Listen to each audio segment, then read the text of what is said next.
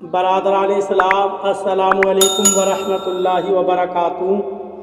آپ تمامی حضرات سے گزارش کی جاتی ہے کہ خود بھی قرآن کریم کی تلاوت، ترجمہ اور تفسیر سماعت کیجیے، اپنے عزیز و اقارب رشتہ دار کو بھی شیئر کیجیے تاکہ آپ اس کے ذریعے صدقہ جاریہ کے مستحق ہو جائیں۔ اعوذ باللہ من الشیطان الرجیم، بسم اللہ الرحمن الرحیم۔ هو الذی خلق السماوات والارض فی 6 ایام ثم استوى على العرش يعلم ما يلج في الأرض وما يخرج منها وما ينزل من السماء وما يعرج فيها وهو معكم أينما كنتم والله بما تعملون بصير له ملك السماوات والأرض وإلى الله ترجع الأمور۔ ترجمہ کنز الایمان۔ اللہ کے نام سے شروع جو نہایت مہربان رحم والا۔ وہی ہے جس نے آسمان اور زمین 6 دن میں پیدا کیے، پھر عرش پر استوا فرمایا جیسا اس کی شان کے لائق ہے۔ جانتا ہے جو زمین کے اندر جاتا ہے اور جو اس سے باہر نکلتا ہے، اور جو آسمان سے اترتا ہے اور جو اس میں چڑھتا، اور وہ تمہارے ساتھ ہے، تم کہیں ہو اور اللہ تمہارے کام دیکھ رہا ہے۔ اسی کی ہے آسمانوں اور زمین کی سلطنت، اور اللہ ہی کی طرف سب کاموں کی رجوع۔ ترجمہ کنز العرفان۔ وہی ہے جس نے آسمان اور زمین 6 دن میں پیدا کیے، پھر عرش پر استوا فرمایا جیسا اس کی شان کے لائق ہے۔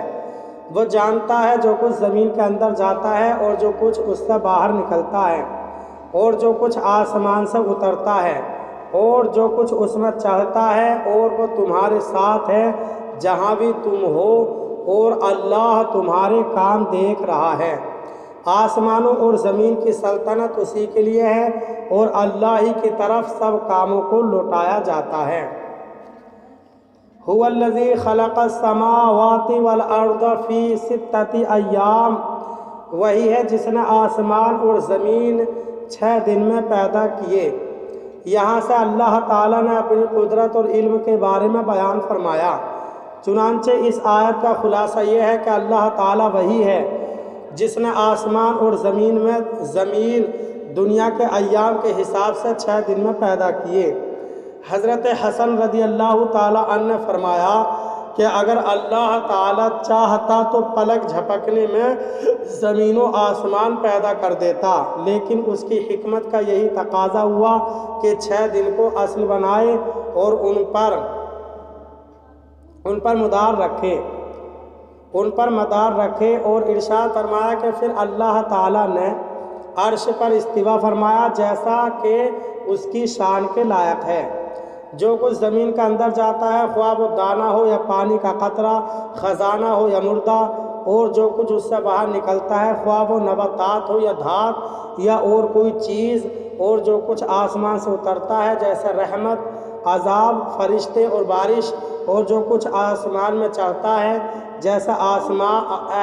جیسے اعمال اور دعائیں، ان سب کو اللہ تعالیٰ جانتا ہے، اور وہ عام طور پر اپنے علم و قدرت کے ساتھ اور خاص طور پر اپنے فضل و رحمت کے ساتھ تمہارے ساتھ ہے، چاہے تم جہاں بھی ہو، اور اللہ تعالیٰ تمہارے کام دیکھ رہا ہے تو وہ قیامت کے دن تمہیں تمہارے اعمال کے مطابق جزا دے گا۔